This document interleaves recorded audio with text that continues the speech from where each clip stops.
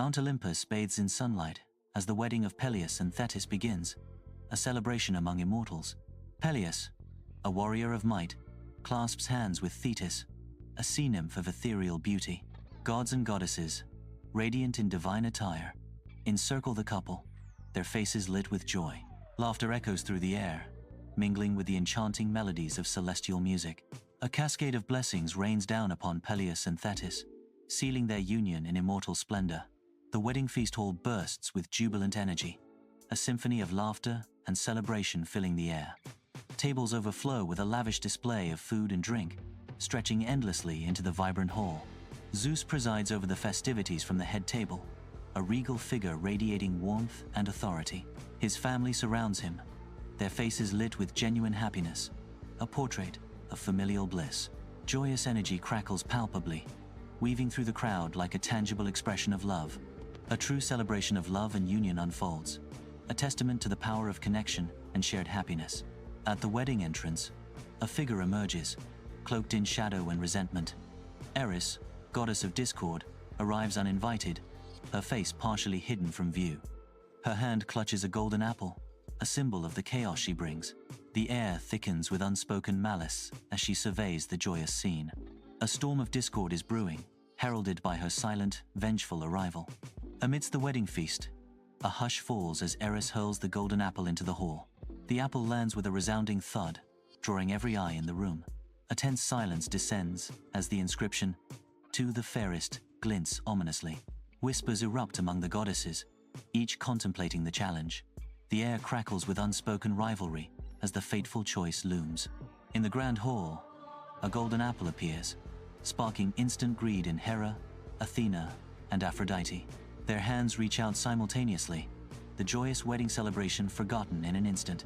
A furious argument erupts, shattering the festive ambiance with rising anger and tension. The goddesses' faces contort with rage, their divine beauty marred by jealousy and conflict. The wedding feast devolves into chaos as the battle for the apple escalates, shaking Olympus. Upon Mount Olympus, Zeus faces an impossible choice. He attempts to mediate, but the air crackles with growing tension. Zeus realizes he cannot choose sides without dire consequences, his face etched with the weight of his decision. A heavy sigh escapes Zeus's lips as he acknowledges the inevitable path before him, fraught with peril. His eyes harden with resolve, accepting the burden of leadership amidst the brewing storm on Mount Olympus. Under the warm sun, Paris sits on a hillside near Troy, his figure silhouetted against the majestic Mount Ida. His flock grazes peacefully around him, their soft bleating harmonizing with the serene landscape. Lost in his world, Paris plays a gentle melody on his flute. The air is still and quiet. Only the drifting clouds and the movement of sheep break the calm. He is absorbed in his music, unaware of the events about to unfold. The tranquil scene belies the destiny that awaits the young shepherd. High atop Mount Ida, the air shimmers as Hermes descends, his winged sandals whispering against the ancient stone. The caduceus held high, its twin snakes coil in the sun's glare, a beacon of divine decree. Before Paris, the messenger god stands, radiating celestial power. Hermes' voice rings out, a command from Olympus. Paris, Zeus decrees that you shall judge who is the fairest among the goddesses. A hush falls over the mountain as Paris prepares to face a task fraught with immortal consequence. High atop Mount Ida, the air crackles with divine energy. Hera, queen of the gods, descends in a blaze of celestial light. Athena, radiant in armor, follows with an aura of wisdom. Aphrodite, goddess of love, appears in breathtaking beauty. The goddesses materialize before Paris, their splendor overwhelming. Paris is awestruck, humbled by the sight of such divine power. Upon Mount Ida, Hera, a vision of divine authority, moves with purpose, her presence commanding. Her eyes gleam, reflecting the vast ambitions she holds. She extends an offer to Paris, her voice resonating with promise. "Choose me, Paris," she declares, "and I shall grant you power and dominion over all of Asia." Bathed in sunlight atop Mount Ida, Athena appears, her radiant armor gleaming like a beacon of divine power. The air crackles with her celestial presence, a promise of power and destiny hanging heavy in the air. Athena's voice rings out, clear and commanding, offering Paris a choice that will alter the course of history. "I offer you glory in battle, Paris," she declares, her words echoing with the weight of ambition. and eternal fame as the greatest warrior in the world. On Mount Ida, Aphrodite's smile radiates with irresistible allure, her eyes sparkling with a captivating promise. She leans towards Paris, her presence magnetic as she prepares to alter destiny with a simple whisper. Her voice, soft as silk, dances on the wind, carrying the weight of gods and the fate of mortals. "I promise you the most beautiful woman in the world, Helen of Sparta," Aphrodite whispers, sealing a fateful pact. The air crackles with anticipation as the promise hangs between them, a beacon of desire and impending chaos. On Mount Ida, Paris is caught, his brow furrowed with indecision as he faces the goddesses. His gaze darts, a silent battle waged in his eyes as he weighs the tempting offers before him. Conflict etches deeper lines onto his face, a reflection of the impossible choice.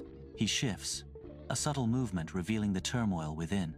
The fate of Troy hangs in the balance, mirrored in Paris's tormented expression. On Mount Ida, bathed in sunlight, Paris extends his hand, the golden apple radiating temptation. He presents the apple to Aphrodite, a pivotal choice sealed with divine approval. Hera and Athena stand as statues of fury, their glares piercing Paris with divine outrage. A silent storm of divine wrath brews as destiny pivots on a single, fateful decision. On Mount Ida, Hera and Athena stand, their faces masks of fury, vowing vengeance. Their rage burns, a palpable storm directed at Paris and the city of Troy. In stark contrast, Aphrodite revels in her triumph, a victorious smile playing on her lips. Her radiant joy clashes with the darkening skies, a silent taunt amidst the looming wrath. Paris arrives in Sparta, a foreign figure amidst the stoic warriors, his presence stirring the air. King Menelaus extends a hand in welcome, unaware of the storm brewing beneath the surface of hospitality. Helen observes Paris, her gaze lingering a moment too long, a spark of intrigue igniting in her eyes. A subtle shift in the atmosphere, a silent acknowledgement passing between Helen and Paris.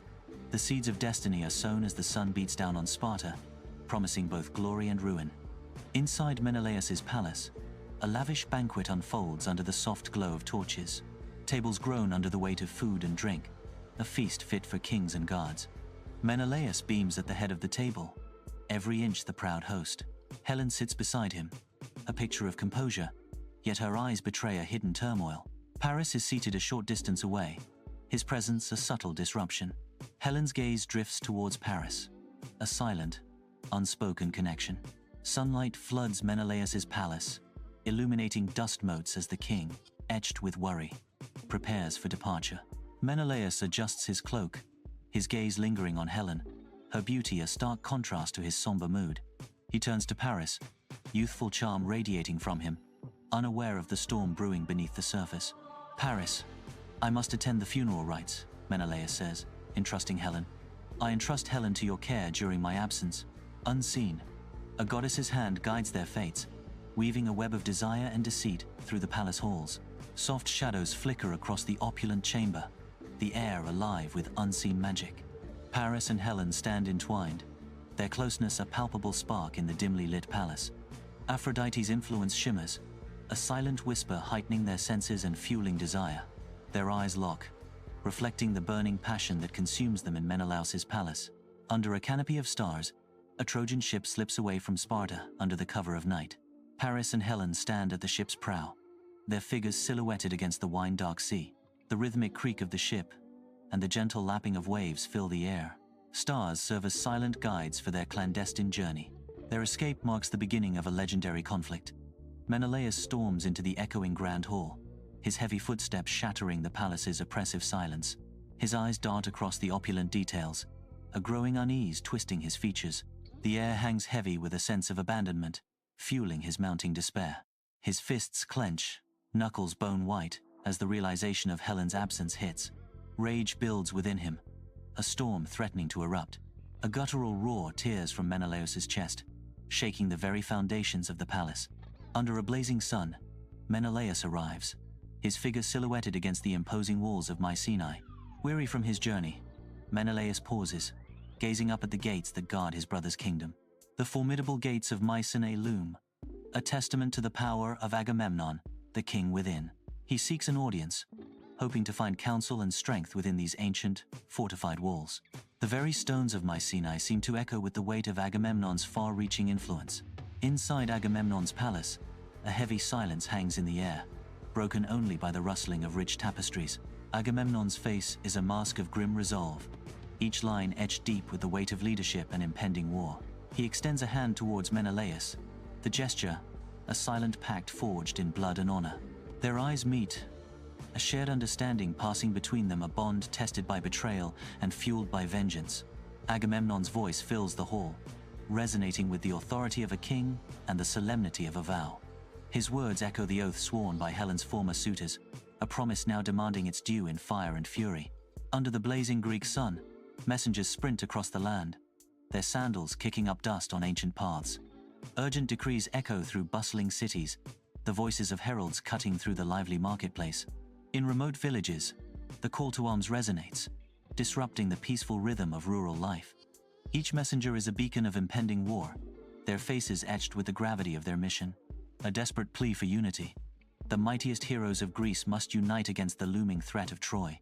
Under the radiant sun of Ithaca, Odysseus guides an uneven yoke, a stark figure against the vast fields. He carves a chaotic path through the earth, a bizarre ballet of man and beast. With a deliberate hand, he casts salt upon the furrows, a madman's planting. His eyes scan the horizon, a keen intelligence flickering beneath the veneer of madness. A subtle defiance burns within him, a silent vow against the call to war. Under the blazing sun, Achilles, a man of formidable strength, stands guard before his humble home. The heat shimmers off the simple dwelling, casting long shadows that accentuate Achilles' imposing figure. A messenger approaches, his figure small against the vast landscape, bowing deeply before the warrior.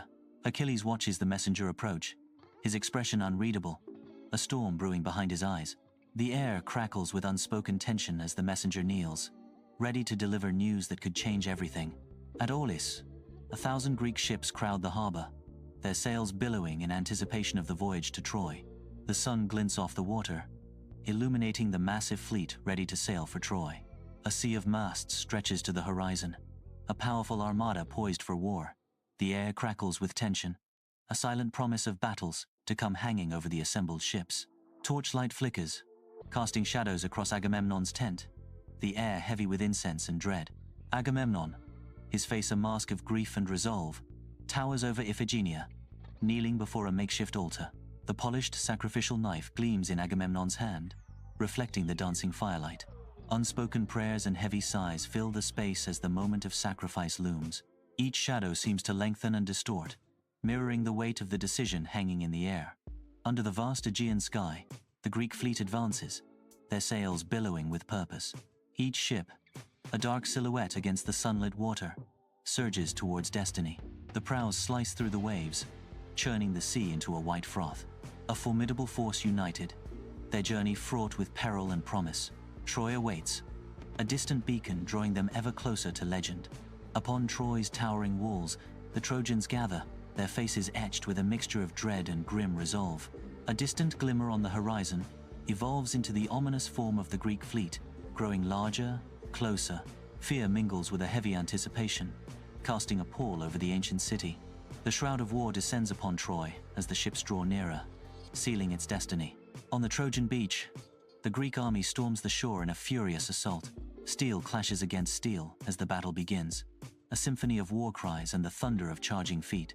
A deadly dance of warriors unfolds, a whirlwind of blood and desperate struggle. The roar of battle engulfs the beach as soldiers engage in fierce, close-quarters combat. On the vast Trojan plains, the Greek army surges forward, a tide of bronze and fury under the relentless sun. Achilles leads the charge, his face a terrifying mask of rage, each step shaking the earth. Trojans scatter before him, their lines breaking like fragile reeds in a storm, their courage failing. His spear flashes, a dance of death amidst the chaos, leaving a trail of fallen warriors and shattered hopes.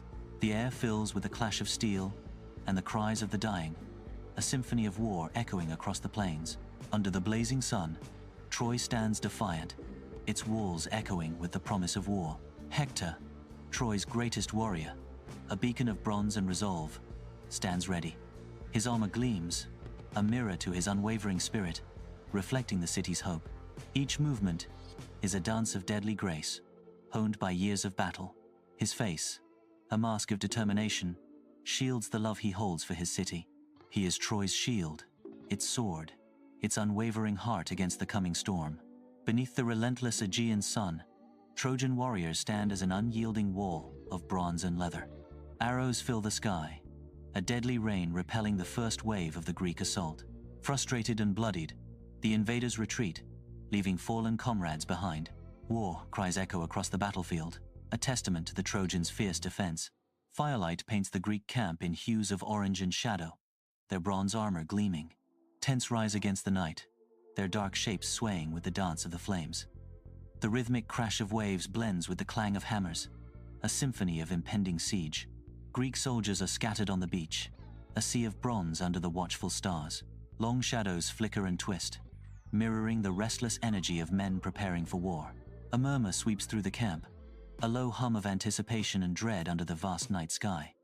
A bonfire roars in the Trojan camp, its light painting the faces of warriors in hues of orange and dread. Clad in bronze, the Trojan council gathers, their silhouettes dancing against the night. The scent of wood smoke hangs heavy as they strategize, the weight of war etched on every face. Shadows lengthen, mirroring the growing unease as the Trojans prepare for the coming dawn. On the vast Trojan plains, the sun blazes upon the chaos of war, where the clash of bronze fills the air. Greek and Trojan heroes engage in fierce skirmishes, their every move a dance of death and glory. The echoes of clashing bronze on bronze create a constant, percussive rhythm to the unfolding war. Each duel tells a story of courage and desperation, as warriors fight for honor and survival. Dust and sweat mingle with the scent of blood, painting a vivid picture of brutal conflict. Across the plains, the fate of Troy hangs in the balance with each swing of a sword. Dust swirls around Agamemnon and Achilles as their argument rises, echoing through the Greek camp. The air crackles with tension, their eyes lock in a fierce battle of wills. Briseis stands silently, a pawn in a power struggle, her fate hanging in the balance. Achilles, his face a mask of fury, makes a decisive move, altering the course of destiny. Achilles withdraws from the fighting, the narration declares, a seismic shift in the tide of war. Under the sun's harsh glare, Achilles is absent as Trojans advance across the plains, their bronze armor ablaze. Emboldened, the Trojan warriors surge forward, a relentless tide of bronze and fury sweeping across the battlefield. The Greek forces, step by agonizing step, are driven back, their shields battered, their spirits waning. Each retreat brings the Greeks closer to the sandy shores, where their ships offer a distant promise of escape. The Trojans' relentless assault threatens to push the Greeks into the sea, the battle's outcome hanging precariously. Before Achilles, Patroclus kneels, desperation etched on his face, hands clasped in fervent plea. "Achilles, I beg you, return to battle. Our comrades are dying," Patroclus cries, his voice cracking with emotion. Achilles' face is a mask of resolve. "I will not. My decision is final," he states, unyielding. A tense silence hangs heavy in the air, broken only by the distant sounds of battle. Achilles softens, a flicker of an idea crossing his gaze. "But you may wear my armor," he concedes. "Lead the Myrmidons in my stead," Achilles commands, a mix of hope and sorrow in his eyes. On the Trojan plains, Patroclus, disguised in Achilles' armor, drives the Greek army forward, his spear a whirlwind of deadly force. Dust and sand billow as the Trojan ranks break before him, the sun glinting off the bronze armor across the battlefield. A formidable Hector emerges, his armor gleaming, ready to confront the impostor. Their clash is inevitable. The tragic fall of Patroclus, a mortal wound, silences the battlefield as his body sinks into the blood-soaked earth. Under the harsh Greek sun, Achilles receives news that shatters his world. A wave of grief crashes over him, an unbearable weight threatening to crush his soul. His sorrow twists into an all-consuming rage, a tempest of fury unleashed. Achilles is consumed, his pain transforming him into an engine of vengeance. Ethereal blue light bathes Thetis' undersea cave, a serene sanctuary shimmering with otherworldly beauty. Thetis, a goddess of serene beauty, stands gracefully in her domain. Before her stands Hephaestus, the divine smith, his presence a stark contrast to the tranquil surroundings. Heat shimmers visibly, an anomaly in the water, radiating from Hephaestus's divine forge. Flames erupt with unnatural intensity, defying the surrounding water in a dazzling display of power. The air crackles, a testament to the raw, untamed energy Hephaestus commands, challenging the ocean's calm. On the Trojan plains, Achilles appears, his newly forged armor gleaming under the harsh sun. A figure of wrath and legend strides onto the battlefield, his presence immediately commanding attention. The Trojan ranks recoil, terror spreading like wildfire through their lines at the sight of Achilles. His every step resonates with the promise of inevitable doom, a specter of vengeance descending upon them. Achilles stands defiant, a solitary beacon of wrath against the vast expanse of the Trojan army. On the Trojan plains, Achilles is a storm of bronze, his rage a palpable force as he decimates enemy ranks. Each thrust of Achilles' spear is a strike of vengeance, driven by the fresh wound of Patroclus's death. His face is a battleground of grief and fury, each fallen Trojan only deepening the shadows. Achilles advances relentlessly, a solitary figure consumed by rage amidst the chaos of battle. The sun beats down on the carnage as he continues his grim work, a warrior possessed. The air crackles with the echoes of war, each cry fueling Achilles' relentless pursuit of vengeance. Under the scorching sun, Hector stands resolute before Troy's gates, a beacon of defiance against the ancient stones. Long shadows stretch and swirl with dust as a vast crowd gathers, their eyes fixed upon their champion. From the ramparts, his parents' desperate pleas echo, their voices fraught with love and despair. Hector's gaze remains unwavering, locked on the distant horizon where Achilles awaits their fateful clash. Outside the towering gates of Troy, Hector and Achilles stand poised, the air thick with anticipation of the coming clash. Steel flashes as their swords meet in a furious dance, each blow echoing with the might of legends. The clang of metal reverberates across the battlefield as they engage in mortal combat, a dance of death. Sparks fly with each deafening impact, the fate of Troy hanging in the balance with every parry and thrust. At the Trojan gates, Athena, disguised, stands beside Hector, sunlight catching a subtle shimmer around her form. She urges Hector forward, with a voice perfectly mimicking his brother's. Achilles approaches in the distance, a figure radiating relentless might and fury. Emboldened, Hector faces Achilles, ready for a battle that will determine the fate of Troy. Achilles defeats Hector in a fierce, brief clash, his rage and skill proving insurmountable. Under a merciless sun, Achilles désecrète Hector's body. He drags the lifeless form around the towering walls of Troy. Dust billows high with each violent circuit, a grim spectacle. The proud city watches, a silent testament to Achilles' rage. In the dead of night, King Priam moves like a ghost through the shadowy corridors of his ancient palace. Flickering torchlight dances across the cold, stone walls, casting eerie shadows that twist and writhe around him. Each step echoes his growing trepidation as he embarks on a clandestine mission. His heart pounds as he prepares to infiltrate the Greek camp, a desperate gamble for his son. He seeks Achilles, a plea on his lips to return Hector's body, defying fate itself. Inside Achilles' tent, torchlight flickers, casting shadows that dance with the grief hanging heavy in the air. Priam, the aged king, stands before Achilles, his face a roadmap of sorrow and desperate hope. "I have come to you, Achilles, not as a king, but as a father," Priam pleads, his voice trembling with emotion. Achilles, hardened by war, listens, his expression a mask, unreadable as the flames flicker around them. "Take him," Achilles finally concedes, his voice echoing in the tent. This act does not erase the war. Troy weeps. Grief-stricken citizens line the streets, their sorrow a palpable shroud over the city. Incense smoke mingles with the heavy air as a grand funeral procession begins, a somber tribute to Hector. The lamentations of mourners echo through the streets, a symphony of sorrow for the fallen hero. Each face reflects a personal tragedy, a collective mourning that darkens the once proud city of Troy. On the Trojan plains, Paris raises his bow, his focus absolute, as he aims at the distant, defiant figure of Achilles. An arrow streaks across the battlefield, guided by unseen forces, unerringly finding its mark on Achilles' heel. Achilles stumbles, a wave of shock and searing pain contorting his face as the poison takes hold. The mighty warrior crashes to the earth, defeated not by strength, but by fate's cruel design. Mournful cries fill the Greek camp, a heavy shroud of grief enveloping Achilles' tent. The air is thick with sorrow, each sob a testament to the hero they have lost. Odysseus stands, his gaze drawn to the tent, his mind a storm of calculation. Ajax looms nearby, his face a mask of grim determination, his eyes fixed on the prize. The weight of Achilles' absence presses down on them, a silent challenge. Each man contemplates his right to the armor, a legacy steeped in blood and glory. The Greek camp pulses with life, a hive of activity under the relentless sun. Odysseus rises, his eyes gleaming with triumph as he receives the legendary armor of Achilles. The armor shines, reflecting the weight of destiny and the glory of past battles. From the shadowed edges of the crowd, Ajax watches, his face a storm of rage and envy. His fists clench, a silent vow of vengeance brewing in the depths of his burning gaze.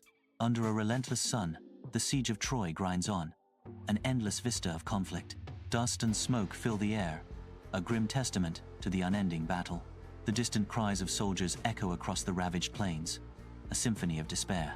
Hope fades with each passing day, the war's heavy burden etched on every face. Troy stands defiant, a fortress against the tide, its fate hanging in the balance. In the heart of the vibrant Greek camp, Odysseus stands tall, a determined glint in his eyes. He gestures with fervor, unveiling his daring scheme, a colossal wooden horse to breach Troy's walls. The soldiers, a sea of faces, listen with rapt attention, their expressions a mix of awe and trepidation. The air crackles with anticipation as the audacious plan hangs in the balance. Will they embrace the cunning strategy, or will fear hold them back from this audacious gamble? Under the veil of night, the Greek camp buzzes with feverish activity, torches casting an eerie glow on the determined faces. A colossal wooden horse takes shape, its massive form a testament to their relentless efforts. One by one, shadows slip into the horse's hollow belly, concealing warriors within the wooden beast. The flickering torchlight dances on the horse's smooth wooden surface, hiding the deadly secret within. On Trojan beach, the Greek army is gone. Tents are dismantled, siege engines broken, a decade of war seemingly over. Greek ships vanish over the horizon, a feigned retreat signaling the end of the siege. Silence descends upon the beach, broken only by the gentle lapping of waves. A colossal wooden horse stands sentinel, its shadow stretching long across the sands. The horse looms, a silent monument to a war that was, and a future yet unknown. The beach is eerily quiet, awaiting the Trojans' next move. The gates of Troy burst open as its people flood out, their faces etched with disbelief at the sight before them. An eerie silence blankets the abandoned Greek camp, a stark contrast to the decade of war that preceded it. Towering above the desolate scene is the colossal wooden horse, a bizarre testament to victory. The immense wooden horse stands as a silent sentinel, its shadow falling over the stunned Trojans. Under the scorching sun, the gates of Troy buzz with life. All eyes are fixed on the colossal wooden horse. A cacophony of voices rises as citizens debate the horse's fate, their gestures animated and passionate. Cassandra stands isolated, her face etched with desperate urgency and a haunting premonition of doom. "Do not bring it inside. It is a trick," Cassandra cries, her voice cracking with fear and desperation. Her warnings are swallowed by the uproar, falling on deaf ears as Troy seals its fate. Under the cloak of night, jubilant Trojans drag the colossal wooden horse towards the city gates, their cheers echoing. Flickering torches cast dancing shadows, painting the scene with an eerie, celebratory glow. They revel in what they believe to be a glorious victory, blind to the deception within. A grand feast is prepared, tables overflowing with food and wine, a banquet of impending doom. Laughter and song fill the air, masking the silence of the warriors hidden in the horse. Unaware, Troy celebrates its downfall, sealing its fate under a starlit sky. Inside the wooden horse, anticipation hangs heavy as Greek soldiers huddle in the darkness. Shadows conceal their faces, lit only by slivers of moonlight piercing through the wooden planks.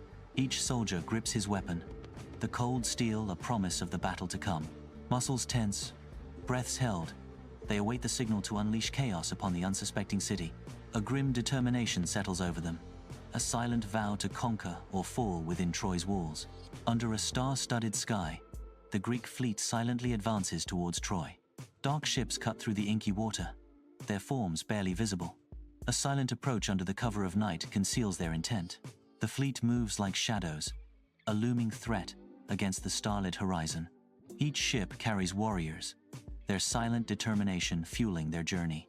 Troy awaits, unaware of the imminent arrival of the Greek fleet. Inside the wooden horse, Greek soldiers stir in the suffocating darkness, their faces grim with purpose. Moonlight filters through the seams, casting eerie shadows as they prepare to unleash chaos upon the unsuspecting city. With practiced silence, they work in unison, their movements precise and deadly, driven by years of training and a thirst for victory. The massive city gates swing open, revealing the sleeping city to the invaders.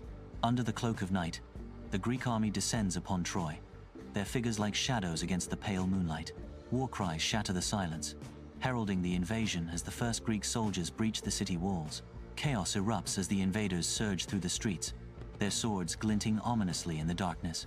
The sleeping Trojans are caught unaware, their dreams turning into nightmares as the onslaught begins. Steel clashes against stone, the sounds of battle echoing through the city as the Greeks advance relentlessly. In the heart of Troy, the night is consumed by fire and fear, the fate of a civilization hanging in the balance. Torchlight flickers, casting long shadows on the cold stone walls of Priam's palace. Neoptolemus, a figure of grim determination, looms over the aged Priam at the altar. Priam's face is a mask of terror, etched with the deep lines of fear and despair. The altar, a place of sanctuary, becomes a stage for impending doom. Each flicker of the torch seems to amplify the dread filling the palace halls. Neoptolemus's shadow stretches, a stark omen against the trembling king. Troy burns, the night sky ablaze with fiery orange, casting long, dancing shadows across the ravaged land. Flames devour the city, their ravenous tongues licking at the heavens, each spark a testament to ruin. The air crackles with heat, carrying the scent of smoke and despair as Troy collapses. Destruction reigns, a symphony of chaos echoing through the night, each crash a mournful note. Amidst the inferno, Troy's final moments unfold, a city consumed by war's insatiable hunger. Shadows dance in Helen's opulent chambers as Menelaus storms in, his face a mask of rage, sword gleaming. He sees Helen, her beauty, luminous even in the dim light, strikes him. His anger falters, the harsh lines of his face softening under the weight of her allure. A mixture of awe and longing washes over him, the sword lowering slightly in his grasp. Troy smolders, a broken monument under a smoke-filled sky. Its glory is now ash. In chains, the surviving Trojans are dragged away, their faces etched with despair. Trojan women are forced into servitude, their eyes reflecting a future of sorrow and loss.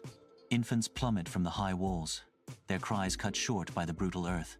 The once proud city is now a graveyard, its stones soaked in blood and tears. A heavy silence descends, broken only by the crackling flames consuming what was once Troy.